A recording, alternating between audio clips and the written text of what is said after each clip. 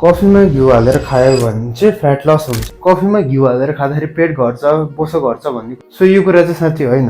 यसले काम कसरी गर्छ भन्दाखेरि यसले तपाईँको भोकलाई दबाइदिन्छ।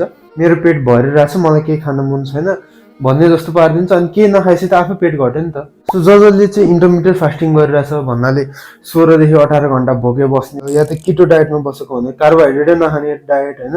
अर्को भनेको लो क्यालोरी डायट, जो चाहिँ एकदमै धेरै लो क्यालोरीमा बसिरहनु भएको छ र भोक लागेको गरेको जस्तो भयो भने यो खायो भने अहिले भनेको जस्तो भोक नलागेको फिल हुन्छ। र अब कसले नखाने त ग्यास्ट्रिक पेसेन्टहरू या त आइबिएस एफबिएस अल्सर जस्तो जसलाई छ होइन, उहाँहरूलाई चाहिँ त्यो ग्यास्ट्रिक बढ्ने डायरिया पनि हुनसक्छ त्यो घिउ हालेर खाएको भएर।